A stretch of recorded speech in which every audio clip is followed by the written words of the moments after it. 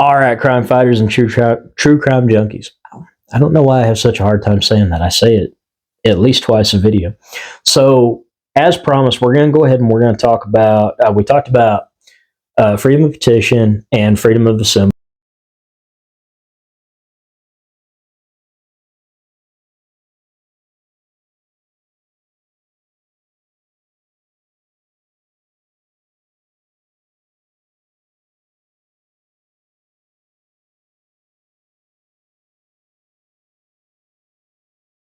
There's not really a whole lot to that. There is something else I wanted to say about freedom of assembly.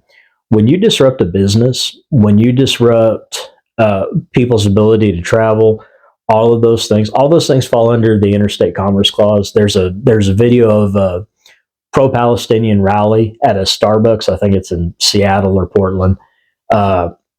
One of those places that always talks about tolerance and just letting people be who they are. And they're pounding on the windows of the Starbucks. Everybody in the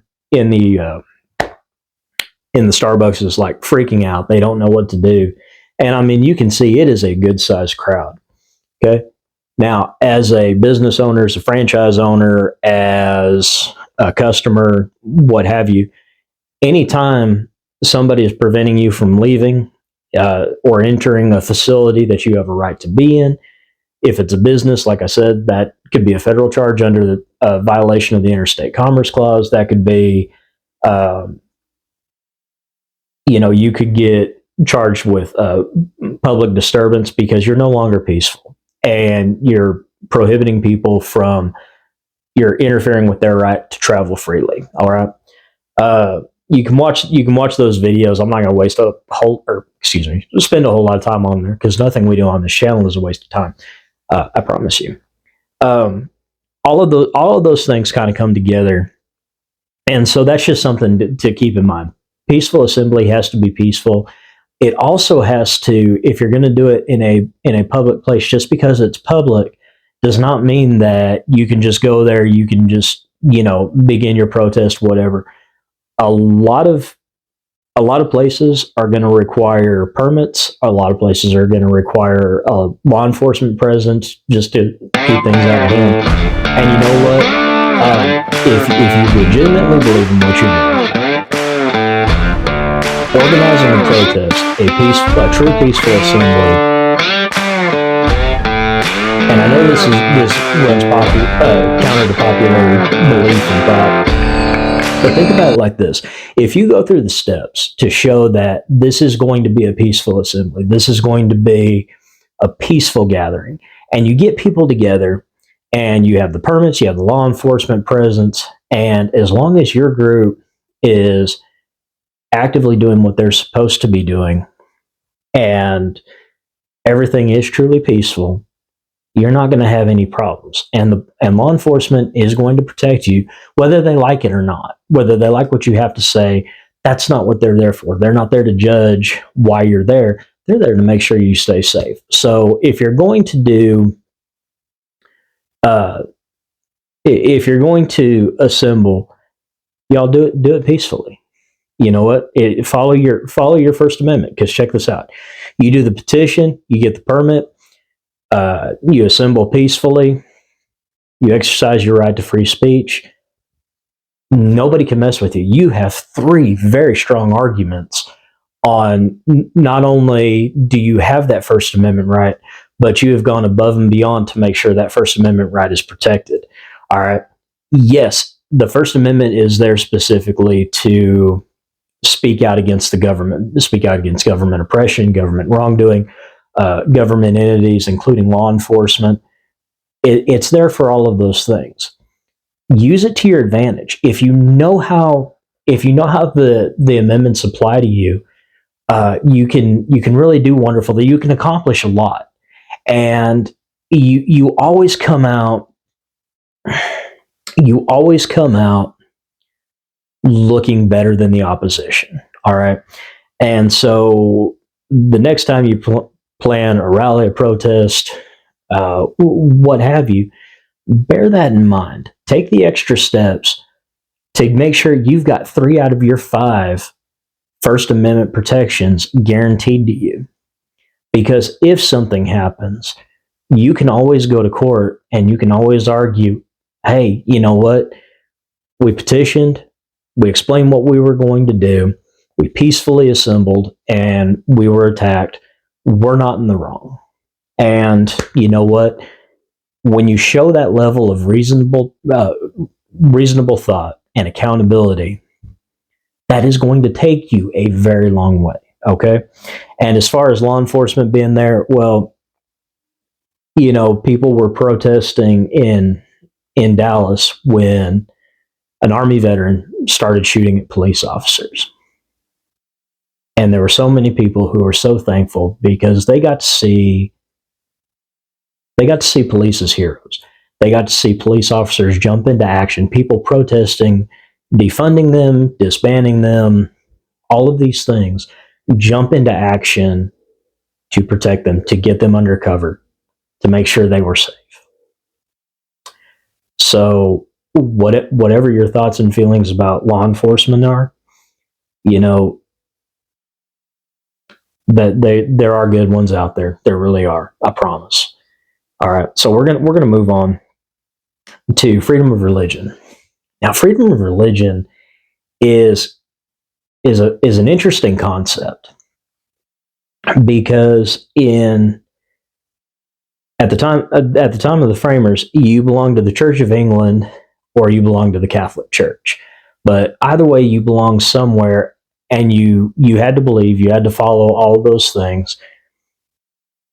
But with either due to corruption or just dissatisfaction with the church, there was a breakaway. All right, and that's nothing new. Protestants have been doing it for centuries, and they wanted to establish their own religions and their own beliefs. And some wanted to get back to a more puritanical interpretation of the Bible, and some wanted a little more freedom. All right, and because America was already in the time of the framers was already becoming kind of a melting pot. The nice thing about it is they left room for freedom of religion to grow and to change. And there's very, very few limitations on the freedom of religion. Okay.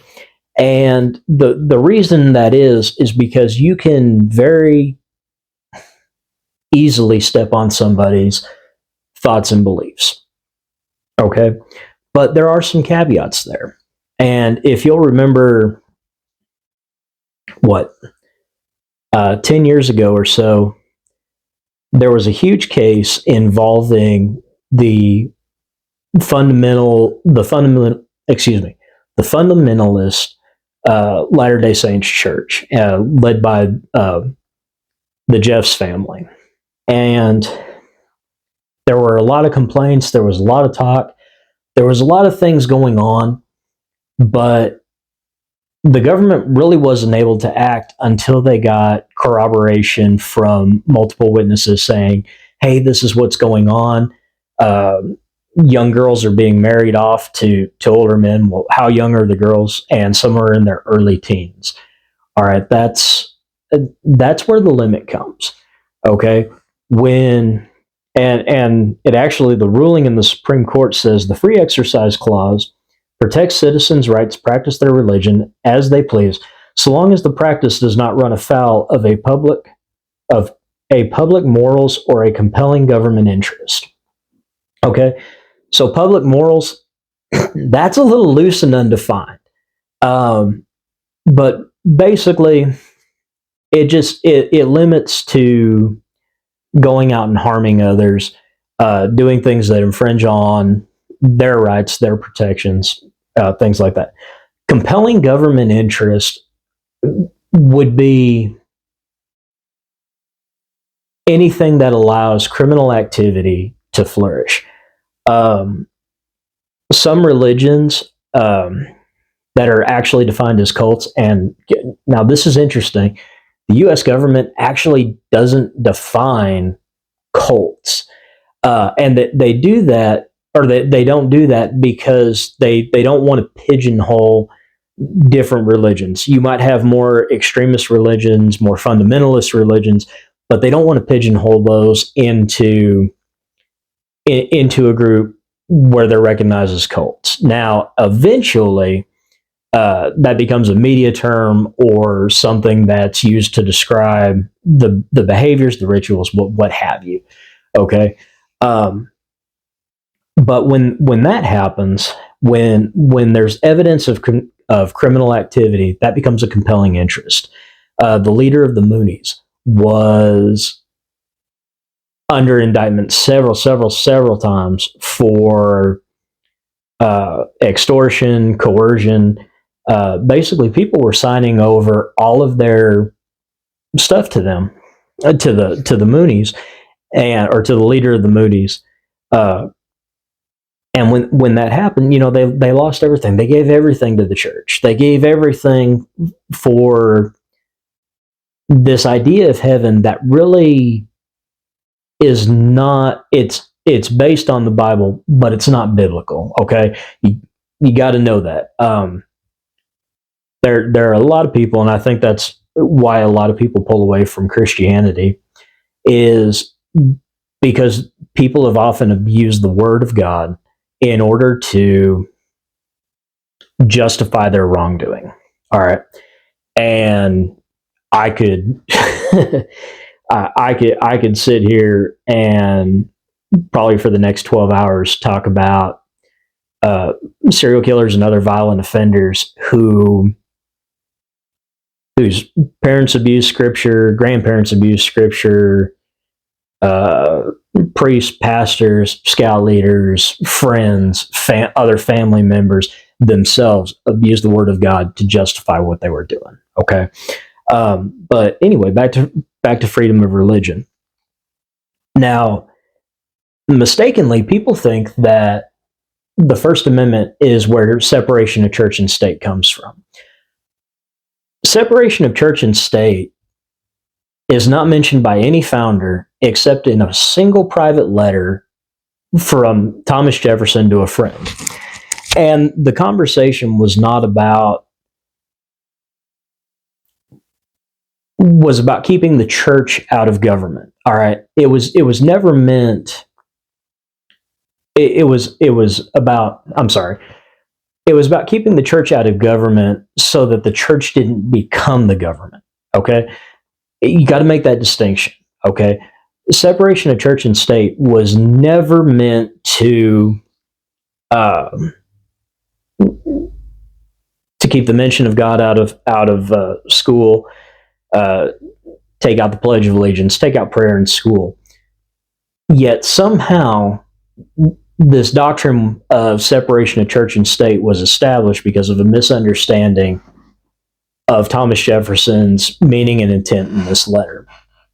Now, the interesting thing that you have to think about here is that the idea of God, which Catholics, Christians, and Jews, they all have similar religions because they're based on the same thing. They look to God, which is what America's founded on, these Judeo-Christian principles of biblical tenets that Christians are supposed to follow, Catholics are supposed to follow, Jews are supposed to follow. And that's not a bad thing. You got to consider the vast majority of people in the 1700s were church-going people. Now, you had some who were deist and you had some who were agnostic. But even still, within the Constitution and the Declaration of Independence, there's still the recognition of a creator, a supreme being, of divinity. And maybe they don't know how that works. Maybe they don't know how that fits in. You know what? A lot of people don't, and that's fine. But it was never meant to take God out of school. The problem is you had people who are uncomfortable with that. Well, I don't believe in God. I practice a different religion. This shouldn't be thrown in my face. And you have a lot of these people who they made complaints about doing the Pledge of Allegiance, prayer during school, um, Christmas decorations, things like that, because people felt excluded. Okay, so the solution was to take God out of school. Now, not trying to get religious on you, but if you're a criminologist, you got to think about it from both sides. If you think this world is getting worse, do you think it's possible that it's getting worse because, as a whole, America does not have the faith that it once had? We don't have the same respect for each other we once had. We don't have the same love for each other that we once had.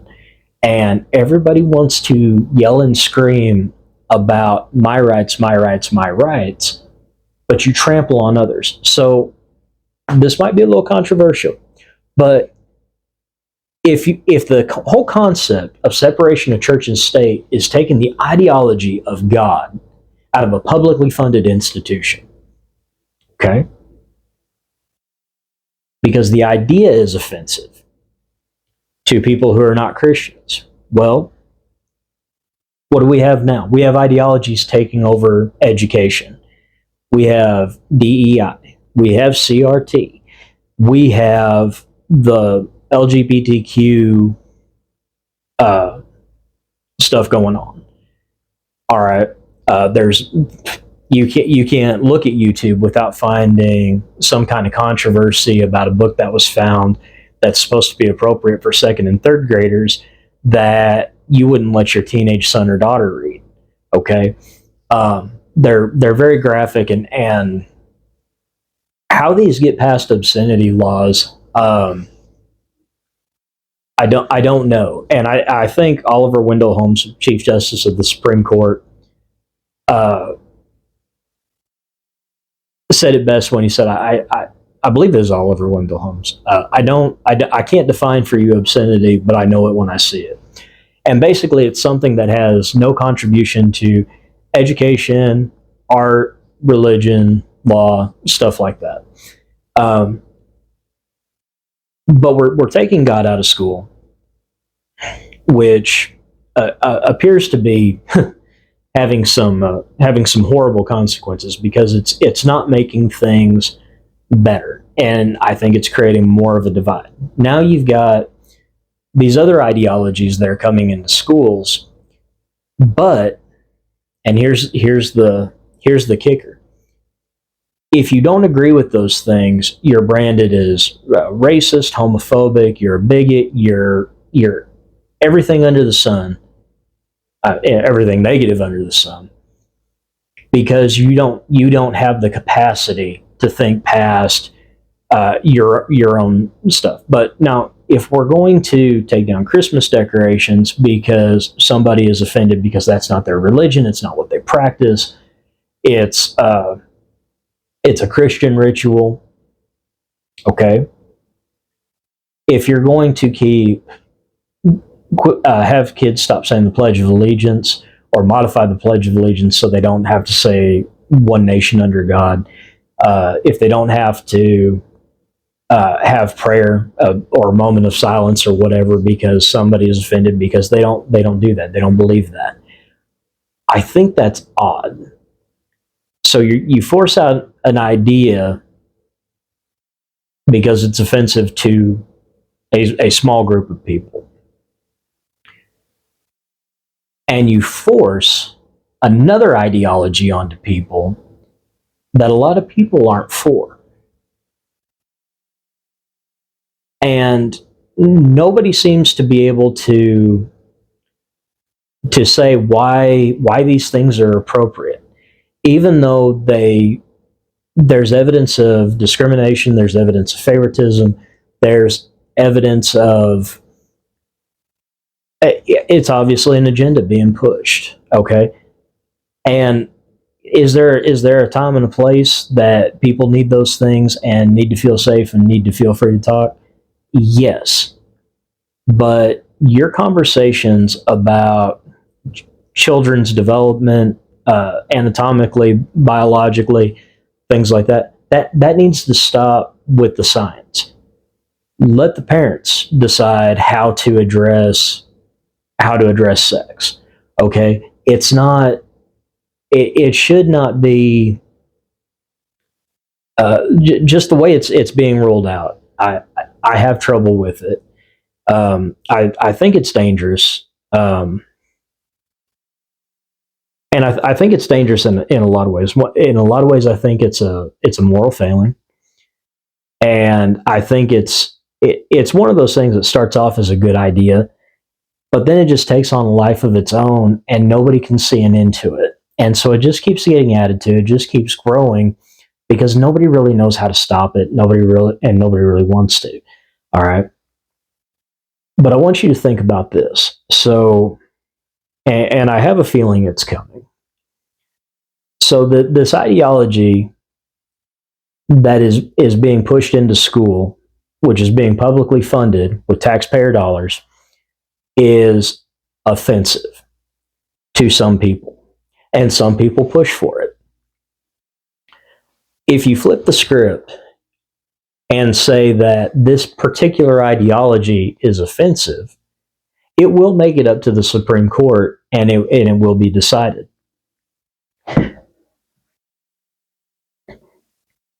Have the clubs, have the associations, all that stuff. Excuse me. But you need to draw a line. And I think that's why parents need to be more involved in their children's education. And on a personal note, I think people need to get themselves back into church. When you have faith, when you have a guiding light, when you have a moral compass that encompasses other things other than yourself, all right, that's a good way to live. All right, but when everything that you believe revolves around you being the center of the universe, and let's face it, y'all, it's not us. We're not the center of the universe. All right.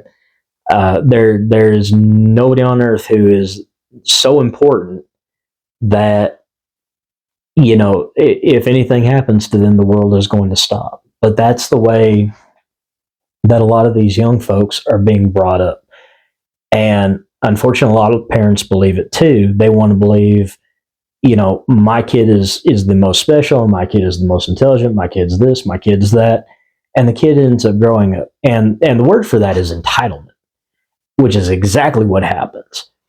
All right. But getting back to the freedom of religion,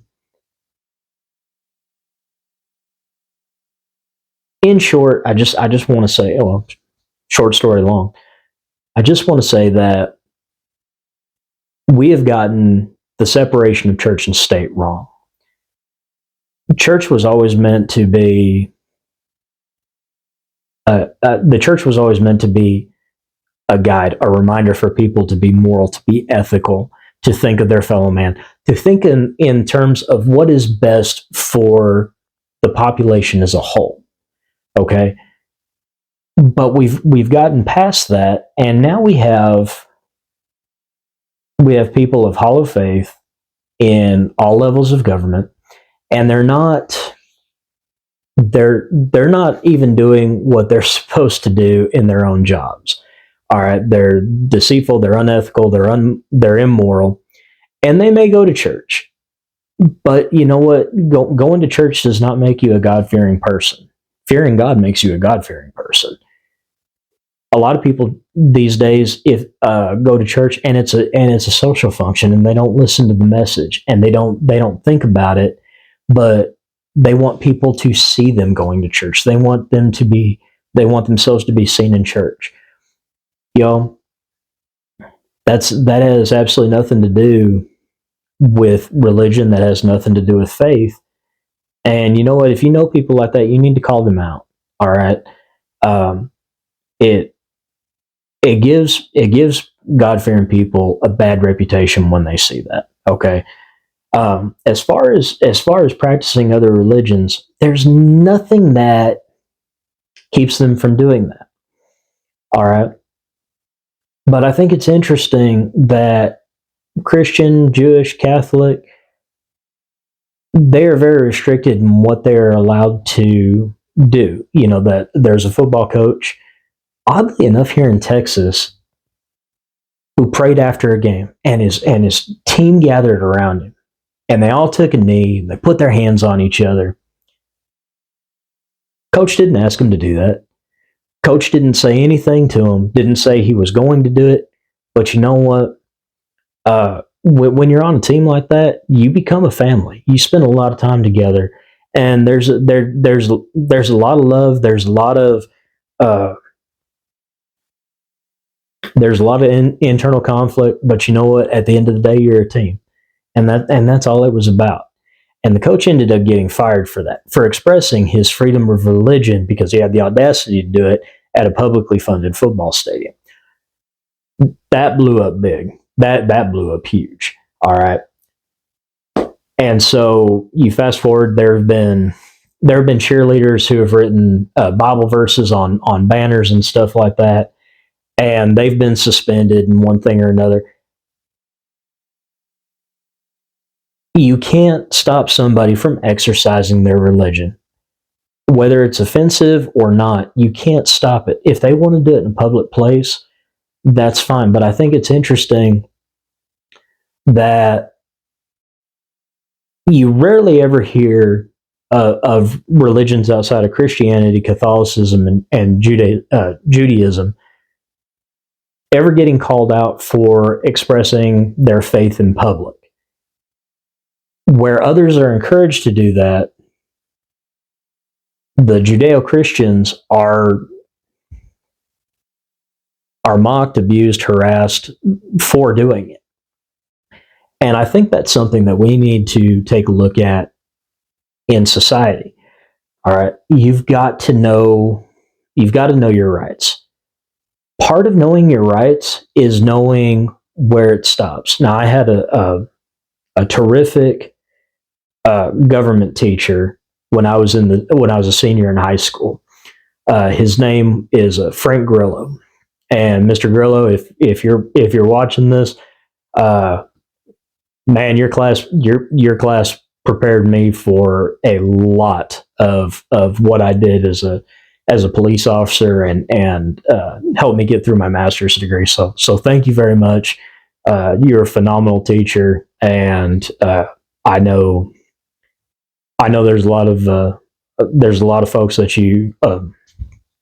a lot of young adults that looked up to you because you stayed right in the middle. You let everybody have their say, and you never said one way or another whether everybody was right or wrong. And so you're a fantastic teacher, and I want to thank you for that.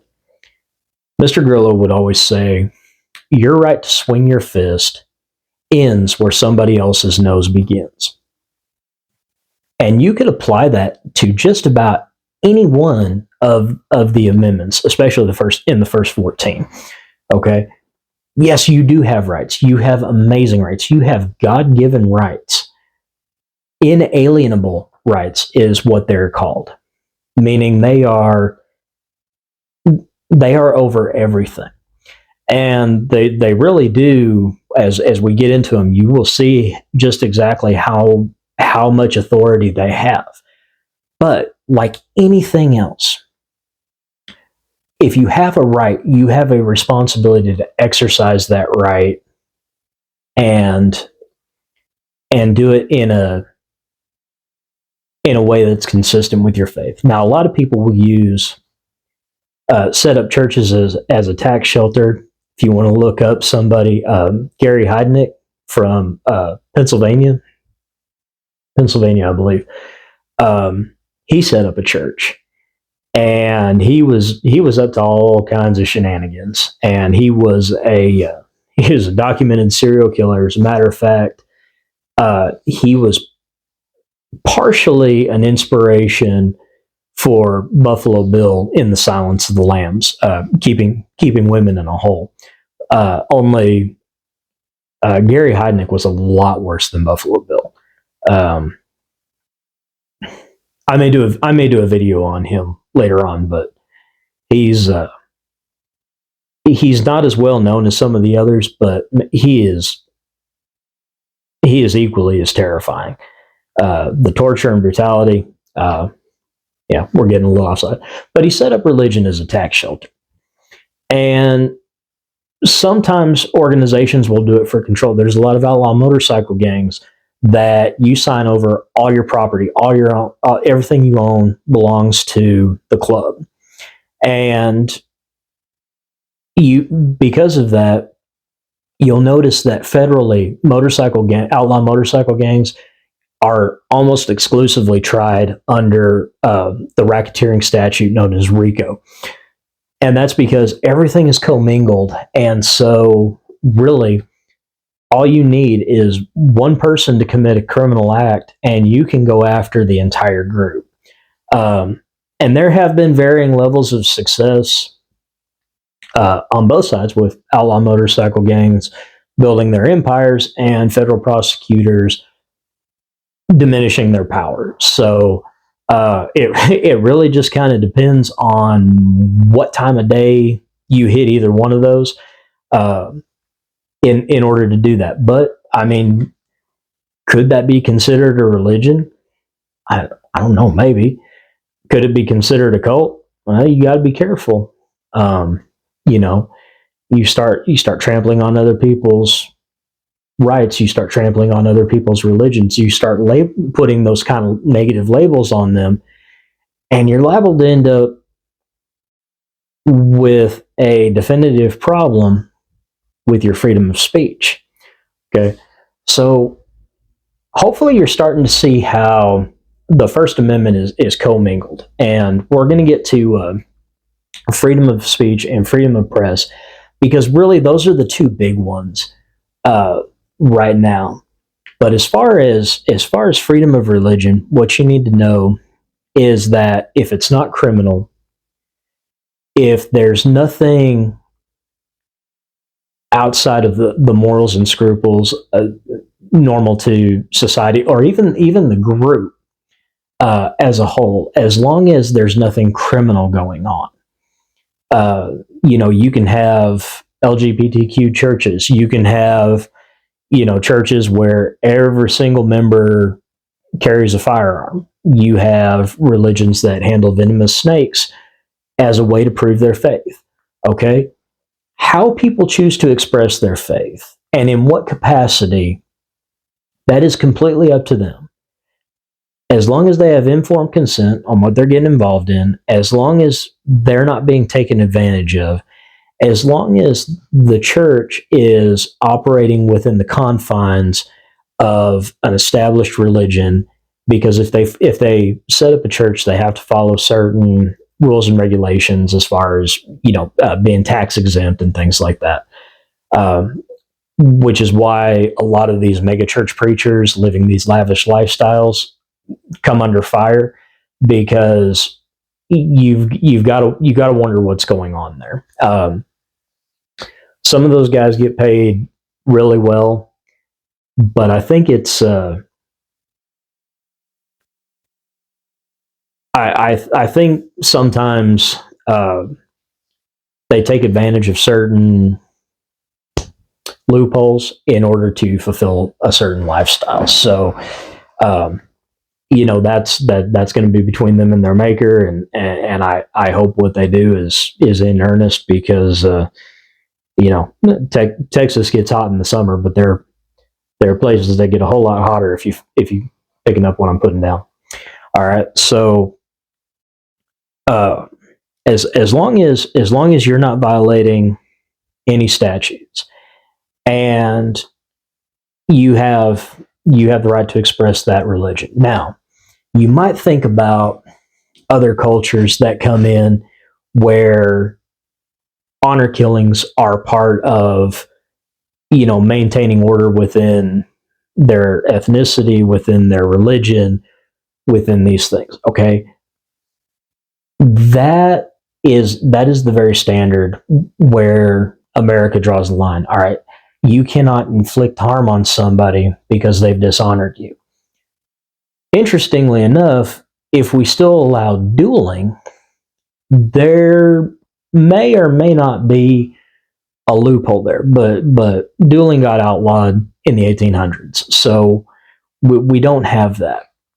So you cannot attack and kill somebody because they brought shame and dishonor to your family. Okay, um, that would be an acceptable suppression of religious expression. Same thing with beatings, with stonings, with floggings, with any of these things used to restore discipline or implement punishment as part of atonement, either to the family or to the faith, one thing or another. The Constitution does not, or the Constitution does not allow that. All right. These rights have certain containments, and they have containments because very few rights are 100% absolute. Okay. So I hope this video has helped you kind of think of the freedom of religion a little more in context. Like I said, we don't really think a whole lot about them. Uh, Freedom of petition, freedom of assembly, and freedom of religion.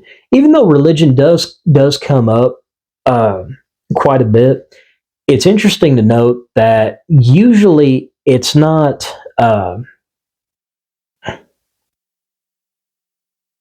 Usually, there's a very specific legal challenge to the expression of religion that's in question, and you can actually look up online and see Supreme Court rulings based on freedom of religion, and there's quite a few of them.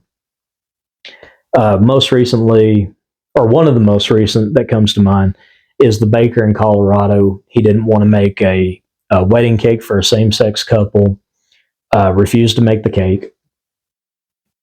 The couple sued him, won in Colorado because of a statute that had been implemented after gay marriage became legal in 2012. And he was exercising his right, his freedom of religion, to not make the cake.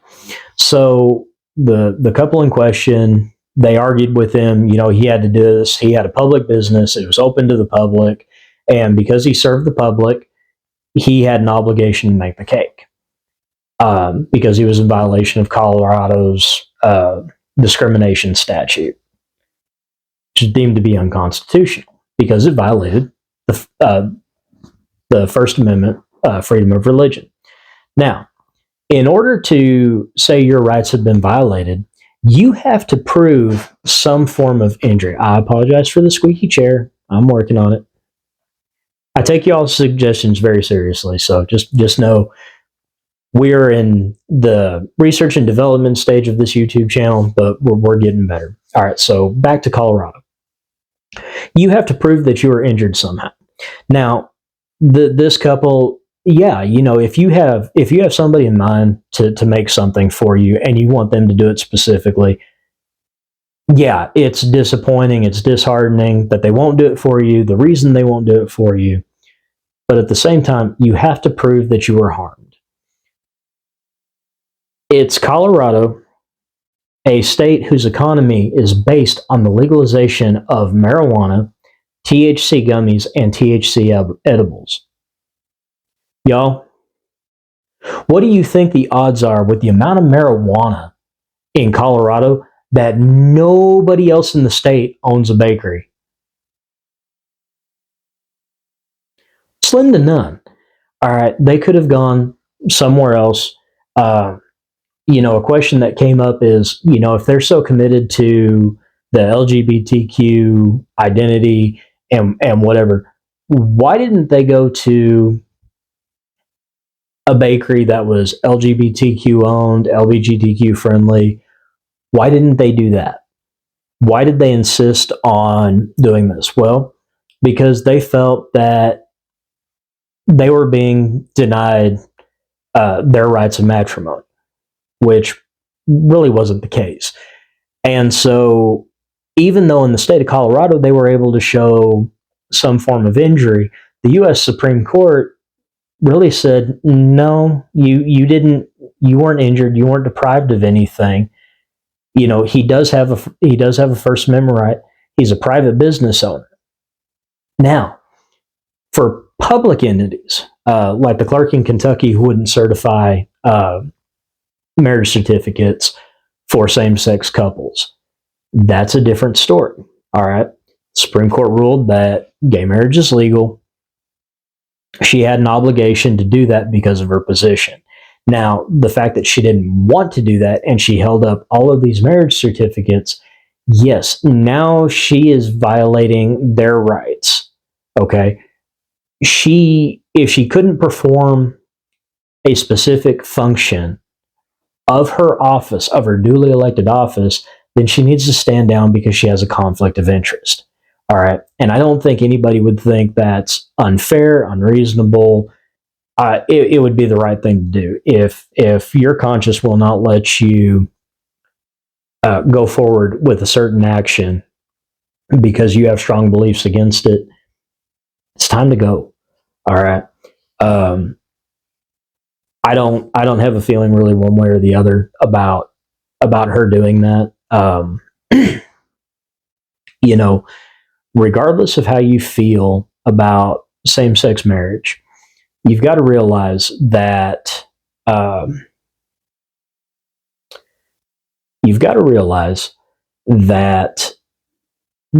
the Constitution is set up to be very broad and encompass a wide range of things. Okay, and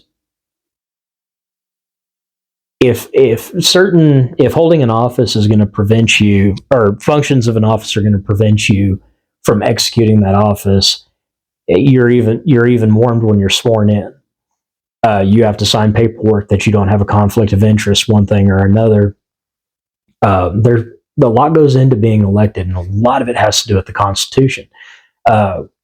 If you're an elected law enforcement official, like a sheriff or a constable, you have to be able to perform the duties of a law enforcement officer up to and including using deadly force within the context of the law. And if you can't do that, or you're not willing to do that, you can be removed from office. I mean, there's a lot of things. You have to be able to, when you're a public servant, you have to be able to execute your duties within the confines of other people's rights. If it violates your rights, your beliefs, one thing or another, you lose that protection because you're an elected official. All right, you can't really hide behind that. Now, as a private citizen with your own business, you have the right to refuse service to anybody. Okay, so when doing that, you've got to be careful. All right, because you can't just really pick and choose. All right, discrimination can come back on you, and it can ruin your reputation. It can ruin your business. All right. So with that in mind, I hope this has kind of given you a look that freedom of religion is not absolute. And as a matter of fact, as we go through this, you're going to see there's a lot of legislation, or there's a lot of rights in the Constitution that are not absolute. And that's what I'm trying to get to you, is there are confines that you're restricted to. Okay. And I want you to think about, we're only 2/3 of the way through the First Amendment. All right. Imagine what's going to happen when I get to the 10th Amendment or the 8th Amendment. All right. Y'all, I appreciate it. Please like, subscribe, share this video on your favorite social media. I'd love to have more subscribers join. I'd love more comments. I'd love to know what you think. After I finish this series, I'm only going to go through up to the 14th Amendment, and I may leave a few of them out. But if you have ideas for other videos that you want to see, other things you want me to tackle, after this series, I'm actually wanting to do a series about building or about doing criminal investigative analysis, and how analysts actually build criminal psychological profiles of unknown offenders. So if that's something you'd like to see, give me a thumbs up and let me know that I'm on the right track with that. Y'all, please have a blessed week. Hopefully, have more videos by the end of the week. I'd really like to have the First Amendment done and jump to the Fourth Amendment on for next week. All right. Y'all take care. Have a great week.